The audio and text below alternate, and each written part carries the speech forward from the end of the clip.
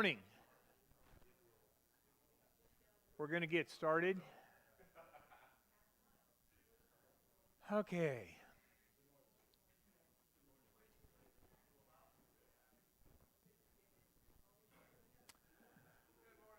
Good morning. I think we're going to pray to start.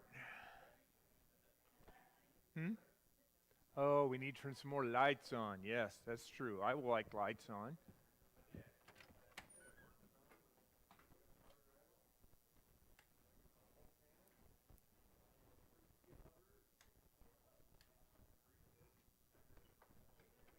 There we go. Okay. Can we pray? Dear Lord, our God, our Father in heaven, we praise you for bringing us together today, for watching over us this week. We think of Bill. I know I've already prayed for Bill, but I know he's healed. He will be back to see us next week. We thank you for all you do for us. Watch over us as we look at your book of Judges. Be with me to point out the right things. This word is yours, not mine. In Jesus I pray. Amen. Okay. You got the guy that listened to it this week. And I looked through it this morning, try to refresh my memory on each chapter. There are a lot of stories we've heard before. Joseph has died, been taken home. Israel's on their own.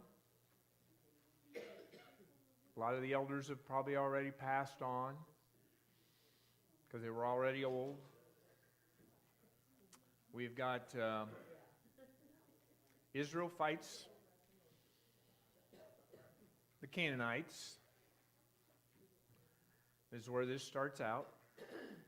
And they don't do too bad to start out with. But God told them, you follow me or I'm not going to push them out ahead of you. And he told the tribe of Judah to go out and fight these Canaanites. But the tribe of Judah thought they needed to ask another tribe to come with them. Well, that's not having faith in God. That's to start them right out with. I thought that was the first thing we're doing wrong. We're not doing what God said to do. If he said the Canaanite, Judah could go out and defeat them, they can go out and defeat them. So that kind of starts the tone of the the book, that their faith was not very good. They didn't keep their faith in God. And that's kind of a tone for me. I'll even talk about faith in the communion comments. That was part of what he gave me yesterday. Anyway, but they didn't have a lot of faith. They went out to fight the Canaanites. They did all right to begin with. But then as they went along, they got less and less. But God gave them over to them because they didn't get rid of all the idols. They didn't get rid of all the bad things that they should have. They didn't get rid of all the people he told them to get rid of. If they would have did that, they would have took a lot of the temptations away from them, the snares they went back on during this book. And there was a lot of snares, a lot of stories. There's a guy that tested God with the fleece. He says, oh, here, let me do it again. Here, do it again. You're going to do this time, and God would do it. God is a patient God. God, sometimes you think these people had problems, but we have the same problems today. We're not following God like we should. Our faith isn't strong enough. We'll start down through here and we'll kind of talk about the ones I remember the best I can. The beginning. They fought the Canaanites. Kind of didn't have the best luck time the end hit. And the angel of the Lord came. And he told them that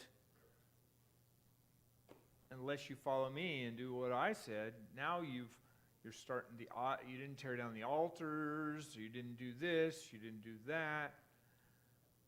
I'm going to give you over into them. You're going to have a rough time, in other words. And they kind of went on.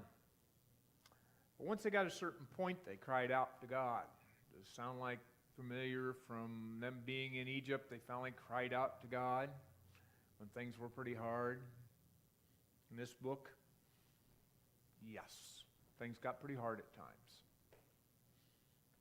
There's one bunch that took over them and made them they had a fairly good life if they would follow along with the rules and everything they did. But then God kind of mixed that up a little bit and showed them how bad it was, really. So we can get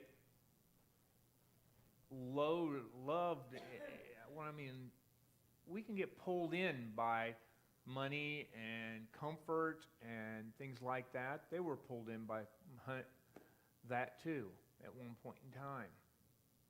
And then God woke them up. Yeah, He's woke a lot of people up. Some people have been in comfort, and the comfort disappears. Because God gives all the good stuff. All right. I'll do my best with this. I wasn't thinking I was going to do this. And he kept calling up new people. And they would rescue them. There's 14 judges in all. The book of Judges only covers 12 of them. There's 2 more judges. I think Samuel. Yeah. It's one of the prophets is the end one. He more or less starts out as a judge and then moves into the prophet role. I guess Samuel. Moves into the prophet role. And then there's one more before that. There's a lady judge in this much that judged over Israel, but she didn't fight for it. But when she calls for them to fight, God tells her that they're to go fight, and He'll give them over in the hands. So she calls the leader of the army, which happens to be a man. But he says, no, I'm not going unless you come with me, Deborah. Now, he of little faith. He didn't have faith to go fight. But God would give him over into his hands. What would have happened if he said, yes, I will go. He's going to give him over into my hands. And he had faith. He did not have the faith that we need. Faith is my word of the day. Anyway, and he defeated them. They had the chariots made of iron, which was new technology for them. Everything was bronze there. Their swords were bronze. They didn't have iron swords. Iron sword a lot stronger than bronze. We know that today. Some names of judges I've never heard or had forgot about. They're spoke of very shortly here in the middle in places. And they would raise up. They'd take care of one. This one fought against the Moabites and goes on. It's Ehud. I'm not a good pronouncer of names. And then we move into some more prophets. They all had a pattern. In his book, I think it's 5 or 6 steps the Israelites took. They would be going along good. The judge would die. They would step into idols and whatnot, following them, and they would go away from God. then they would cry out, then he'd raise another prophet, then they'd go back to God, and then it'd start the cycle over and over. And that is the cycle through here, because some of the prophets are quite memorable, like, let's see. I talked about Deborah. There's a song of Deborah. That's one it was Gideon. Gideon is kind of rememberable because he had too many men. I'm trying to think in my head how many men he had. He had a lot of men. I believe he dropped down to, 300 men, I believe. And he took in, they won a battle with just 300 men. God didn't want him to have all these men because Israel would say, we did that with our strength. So he moved him down. Do you remember him going down to drink out of the drink? And when they drank one way or they drank the other way, well, the first thing he told them to, tell everybody it's scared, go home. Oh, that wouldn't take long for me in a battle, because I'd probably be scared in a battle. But maybe not, depend on God. But he told everyone to go home, and oh my gosh, a pile of his troops went home. And then he told them to go down to the river or wherever it was and drink, and watch how they drink, and the ones that drink this way and this way, you keep these. So there was 300. And I mean, this was a big army they were against. And he took and gave them each a jar with a torch in it, and they each had a trumpet. He spaced them around the camp of theirs. He went down to the camp with his blowing of the horn. They all busted their jars and held up their torches and blew their horns. It brought the camp into craziness. They started killing each other. He wound up chasing them with his men. They just put them in a big row. God could deliver them into your hands. He talks, and when they came in, he took the hornets and chased them out. Can you imagine? God has the capability of doing that, bringing all the animals involved, and bringing everything involved. Like we talked last week, he kept the day going. Good gravy. They were winning. Well, let's just keep this day going. If it gets night, we won't be able to find these people. But, lots goes on with Gideon.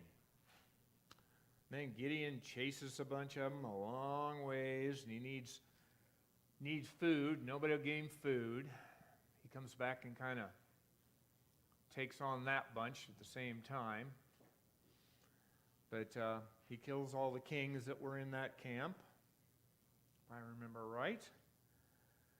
And then we go on, and then there's some sons. And there's one they didn't want. They sent him away, and in the end, he was a man that could fight. They brought him in, and they all fell under his rule, and he led them in the fight. So, kind of shows us that we don't always know who's on it that God's going to use. God uses, look at who God uses through the Bible. He uses the ones that aren't the ones you think he's going to use. No, he's not this brave, great, wonderful guy that has super faith and everything. Look at Moses. He said, nah, not me. I can't speak. And you can think of many more. But in the end, he rises them up like he did these judges. I was thinking the other night when I was at the board meeting. Not board meeting. I was thinking about the board meeting. And I'm thinking, well, how much longer am I going to do this, be chairman of the board? Well, God will bring someone up someday to do that. God does it for us.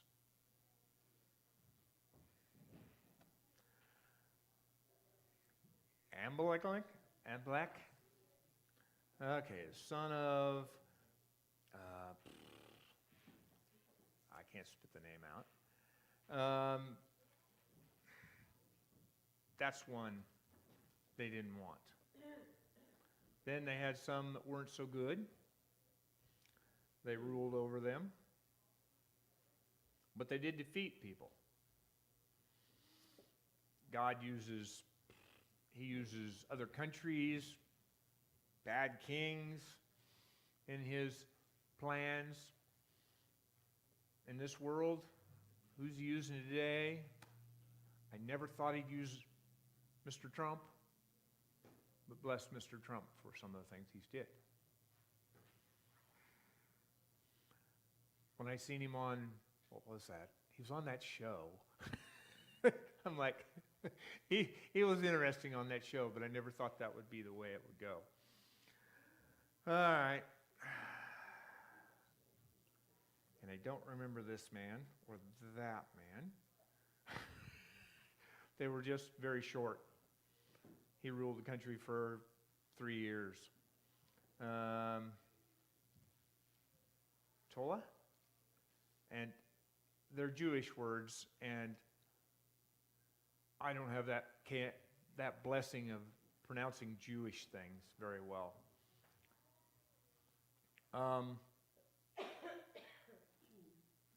Pretty soon we get to, let's see.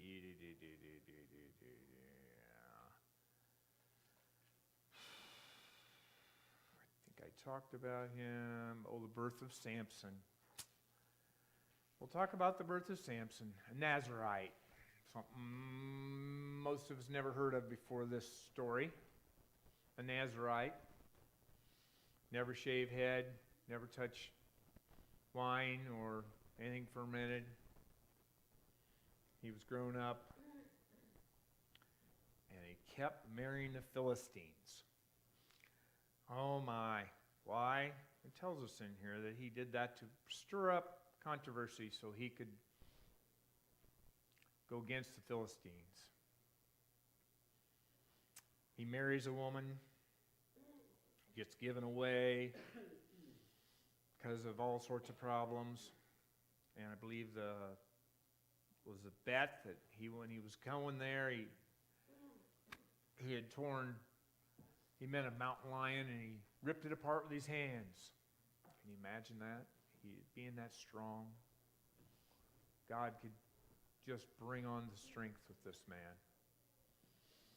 Of course, you know the end tale. He stands and pushes down the temple. It's interesting that at times when he grabs the jawbone and destroys a bunch of them. And then he keeps going back to the Philistine wives.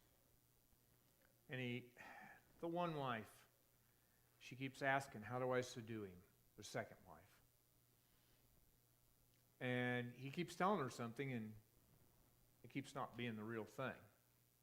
So why? What do you think? Why did she nagged him to death? Yes, I heard that in here. But why do you really think he gave in and told? Any thoughts? Why would he give in and tell her the truth? Didn't she get him drunk or something? Huh? Didn't she get him drunk? I can't remember. Yeah, well, Anyway, he finally told her, yeah. but he had a woman problem. Yes, he did. He did. He went one time to a prostitute in a city, I can't remember the name of the city, and She was typical mammal. he only laid with her until midnight. They were going to sneak and get him as he come out in the morning. And he came out and he took the whole gate off its hinges and carried it up on the hill. I wonder how heavy a gate was back then.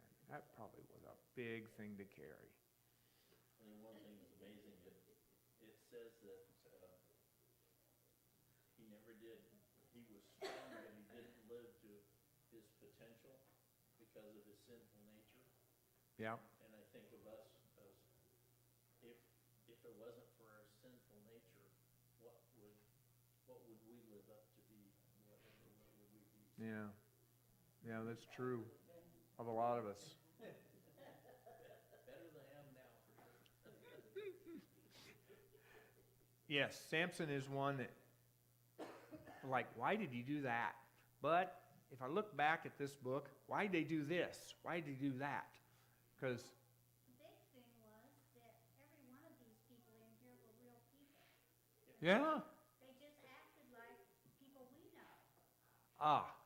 yes, about today. Yeah, so, I mean, nothing changes really. It's an up and down thing with the Israelites. And, it said, this writer said something about the Israelites got too comfortable, and I think that's what's wrong with us. We're too comfortable. I spoke of one of the bunches that kind of ruled over them in a way that they had laws, they had And they had commerce. They knew that area was a great commerce area, and they made the commerce run, and they were running the commerce. They were making money. They were making everything. But God finally showed them, hey, you're giving in to the world. But doesn't that sound familiar? To us, yes. Yes. I mean, we got taxes, we complain about them, we pay for them. Things are really pretty good. I mean, there's people having problems, but everybody had problems at some time or another. And so that's nothing new. But as a whole, we're pretty comfortable. Yeah, and we do what the Israelites do sometimes. We're comfortable, but then all of a sudden our comfort gets less and we have problems. When do most people go to God? When they got problems. You guys. So I stay with years. Yeah. Yeah. And this chapter shows us that. It's very big into that. That they went to God only when they had problems. And sometimes we need to think about that. We need to go when things are good. We need to praise Him for what He does for us. When something great, wonderful comes upon us, we need to praise Him for that. Because He enjoys the praising, most definitely. It says in heaven they're constantly praising Him up there. He enjoys our praise. But yeah, it's us in our world. Really it is. I don't think things have changed since this time. Since forever. Yeah. We were given, by eating of the tree of good and evil, we know evil. And He gives us the capability of knowing the evil. And, Well, we have the choice. We can choose good or evil. right, there you go. And that's what we got at that point in time, was a choice between good and evil. And we know the difference between good and evil. And even young ones, when they get about so old, they know when they did wrong. You know, a 2-year-old does. Yeah. Because they'll reach out to touch something, they know you're gonna say no, so they're just waiting to see, will you this time? Yeah, I agree. Yeah, this chapter is all about that. You know what you're doing wrong, but they go ahead and do it anyway. We had, the story of Benjamin. That's coming up here somewhere along the line. Story of Benjamin. You've talked about Benjamin as a small tribe. This is how you know how you learned about how they become a small tribe.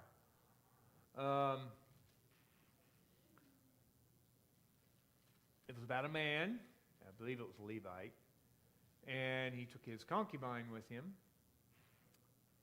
and they did some traveling, and he was going to stop. He left, and it was night. He wanted to reach a town that was an Israelite town, so he thought he'd be safe there. And he came to a town.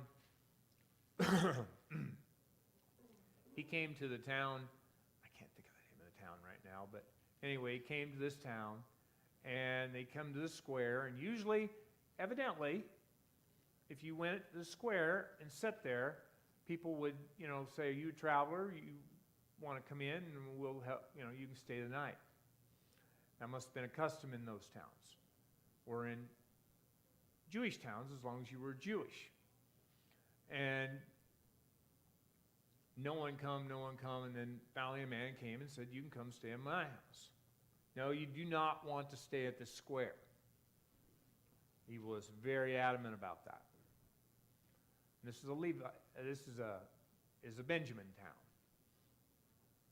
And they come to the door and wanted him, the stranger, to come out and have relations with him, I'll call it. And the guy says, no, you can take my, I think it was daughter, and his woman, and you can take care of them. Well, they grabbed his woman and took her. And she got back about sunrise, and she was dead in front of the door when he came out. Well, they hauled her home. This sounds bad, but he cut her in 12 pieces. And he sent one piece to each tribe. And the tribes were so wound up about this that they all got together and wanted to know why. What? And he explained to them what happened. Oh, that's terrible. That tribe shouldn't have let this happen. In one of our towns, they shouldn't have did this. Well, they sent word to Benjamin, and Benjamin was defiant on it. And all of a sudden, we had a battle going on between one of their own, and they killed them down to 600 men. And they burnt all the towns, killed every woman, child, everything, as they had for the god. Killed everybody there. And the 600 men went to some rock, and they were surviving there. Well, when they got all back together, a bunch of them swore that all the tribes swore they wouldn't give them any women. Wouldn't give them any wives. They were still mad. At a point in time, God brought relent to that madness and said, you need to help them, take care of them. But they swore oaths to God that they would not give any of their wives to them. So they went down and conquered another people and took all the virgins and gave them to them. Wasn't enough. And then they had to figure out some way, because they can't give their daughters to them, so they had to figure something out. So they told them there was a festival they would put on, and the young virgins would come out and dance along this area and of a road.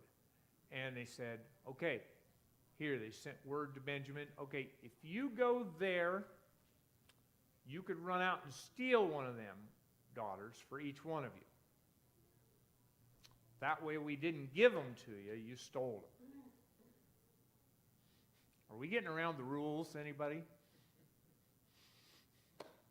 Yeah, we do that today. I know some boys years ago that got around rules. Anyway, so they stole women. So if you ever notice in the Bible, they talk about how small Benjamin is. Benjamin was still pretty small when it got up to the wars. They must have been a pretty tough bunch, because they had some pretty cracked people to begin with. They kind of defeated them, twice? And they finally come out third time, God gave them over to them. And quite the story about Benjamin. And Benjamin is one of the 3 tribes that was left in the end. Was it the southern or northern? Southern, I think, the southern tribe. The one that had 3 and the other had, they have 9. Yeah, probably 9 to be that right. The Levites didn't count most of the time. Always remember the Levites were God's tribe. He took them for his share of the Israelites.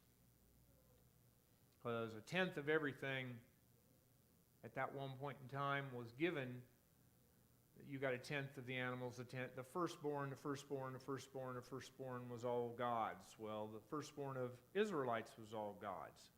Well, he says, I'll take the Levites in the place of the firstborn. And then you can redeem what's left. And they had to pay a pretty good price. There was quite a little bit more they had to redeem because there wasn't enough Levites. That we already read that way back then. I probably pointed that out. I think I did. But yeah, Benjamin, interesting. And then there's the idols of Micah's idols. Yeah, that's kind of an interesting story about a man that makes idols. And he has a Levite that come and stayed with him for a little bit, and he hired him as his personal priest. I thought that was interesting. Kind of a story to have in here. Personal priest. But that boy eventually moves on and gets with one of the tribes, and he's still got the idols, but they finally got rid of the idols. He took them with him, and they used the idols. Isn't that something? They were falling this way and that way. They just didn't. The problem is most of them did not remember that much about beforehand. As I talked last week, when they entered, they recircumcised. Well, I didn't talk, Bill. I don't know if I told him to talk about the recircumcised when, yeah, I think I did. Anyway, being circumcised. The ones that came in to take the promised land, remember all the fighting men were dead that went and wandered around the desert. All the fighting men that came out hadn't been circumcised yet, and they had to circumcise them all. They didn't have that luxury of the little children that their organ in that area doesn't feel anything until after, 8 days or something like that, and they circumcise them on a certain day, and then it doesn't hurt the baby. But adult, I'm probably pretty sure that would have hurt. So they did that and stayed there until they healed and they ate from the land there. I don't know if we talked about that or not, but that was first. Then the manna quit coming at that point in time. I think back on what we read last time, and some of it got talked about and some of it didn't, and I didn't remember it all. Levites come, yeah, I talked about the concubine, and I talked about Benjamin and the wives of Benjamin, and we're done. Next week will be Ruth. Now, there's some questions he had, which I thought were all right. And he had a pretty good story tell of it. But sometimes I think it's better to go through and just start through chapter by chapter and talk about it a little bit.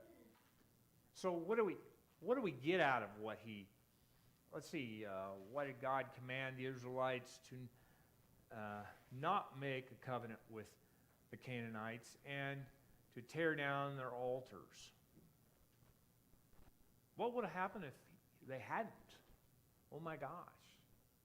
They would have, if they would have went into we look back on if they would have went into the Holy Land, went into their promised land to begin with, instead of grumbling and going into what would have happened. And then here we can look at, what if when they went in, they did everything God told them to do? Oh, get rid of everybody, make no covenants with anybody, and there wouldn't have been a thorn in there. As the angel of the Lord come and told them that they're going to be a thorn in your side. It's going to drive you nuts, is what I could call it, in my words. They're going to keep pulling you away. So in this world, and we put up with a lot. We do. We put up with a lot of things that go on in this world that really shouldn't go on. And I know I was watching a thing about women of the West last night, just a little thing. And one of the women, remembrance of the women, is a lady that carried a hatchet. And she would come into your town and go into the saloon and literally leave her mark. And she preached on not drinking, the evils of it, and she had a hatchet she carried around. She went in a saloon, she'd start cutting the thing up. They didn't come talk to her. She's scary with it, I guess. Anyway, she just traveled from town to town doing this. And when they heard she was coming, they'd get worried. Wonder when she's going to show up. And then all of a sudden she'd show up and she'd come in with this hatchet and just start chopping up things, trying to preach the evilness of drinking. Is drink evil? No, not in itself. We use alcohol for things. In fact, when a woman's pregnant and she starts to have labor way too early, one of the old things was to give her a little bit of alcohol, because you're getting the baby a little drunk and he goes back to sleep. I don't know if you knew that or not. Huh? Yeah, it worked. They probably still use it to a certain extent today. I don't know. But I know it was used back in the early days. That was a way to stop a way early pregnancy. Yeah, I read that. I just wondered if it really worked, because they use whiskey for a lot of things. Yeah, and it was, well, you were putting it in her bloodstream, you were putting it into the baby's bloodstream, and you made the baby drowsy, which alcohol is most people don't think of it as a depressant, puts you to sleep if you don't fight it. So, yeah, enough. Well, you know what's in NyQuil? Alcohol. There's some alcohol in NyQuil that makes you sleepy. It has its purpose. In fact, even was it Paul that talked in there that you should take a little alcohol, take a little wine, because they used wine to purify water and kill the bacteria in the water. So when we talk of wine in the Bible and in Jesus' day, it didn't have a high percentage of alcohol. They took wine and mixed it with water so that alcohol would kill the bacteria in the water, because there's some areas of the world that just any water you pick up will have bacteria in it. They have to purify it. But back then they used alcohol to purify it. Wine was alcohol. They took and poured them together. You didn't really get much wine. You got a looped down wine, and it had a little bit of alcohol in it and killed the germs in it. So in the Bible, he tells them, you need to take a little wine for your stomach so you don't get these stomach things. Yeah, I know. Yeah, and it's, yes, I know, alcohol in excess or too much alcohol isn't good. No, I don't consider it great for that. But there's a lot of other things that you can do in excess too. But I'm not praising alcohol, but it does have its purpose. It's not intended for an enjoyable drink, it's intended for medical purposes. Yeah, to a certain extent, yes. Well, I think they drank wine for fun too, because I'm thinking at the wedding where Jesus turned the water into wine, and they said, how come did you save the good wine for the last? So, And in the Bible, there's get my memory right, I think there's 17 different types of wine that are brought up in the Bible, but you don't never hear a difference. All you hear is the word wine.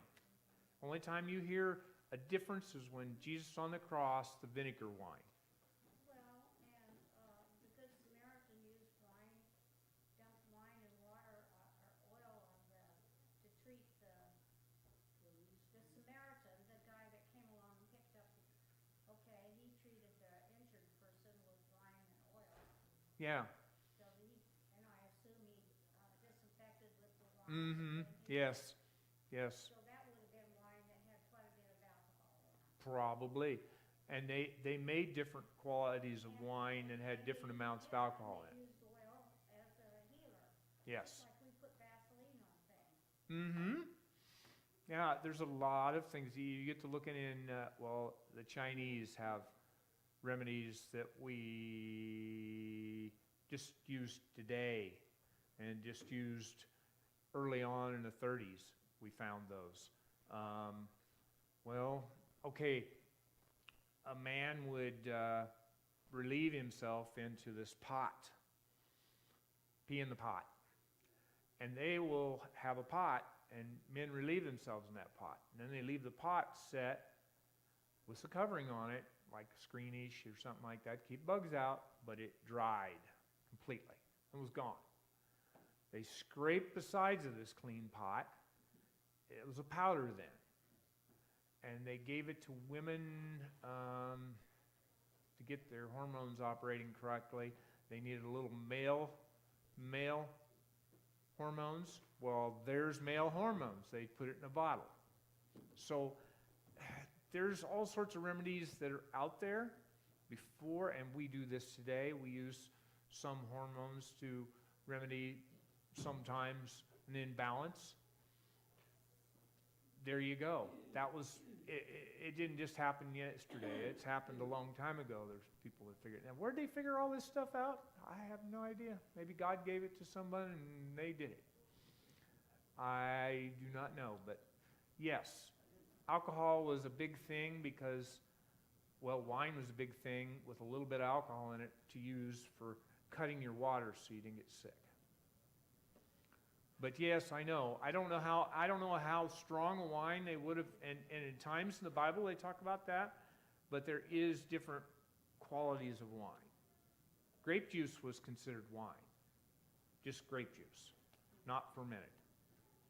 Because sometimes they'll put out that this is,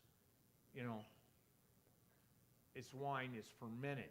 They'll mention the fermenting. A lot of things God did, He didn't want fermenting. He didn't want them to ferment the bread, and yeah. Well, I think I'm about done. Thank you for your help. I need all the help I can get from the man upstairs, I can tell you that. This was not too bad today. I thought there was enough here to talk about to go through this. When you talk a book, there's enough to talk about. In fact, I'm sure I missed some of them. And I'll be next week. Oh, I forgot that. But that's Sam. Oh, I got this thing upside down. Well, you never know if you have it upside down. It turns upside down by itself. Anyway, thank you, everybody. It's quiet.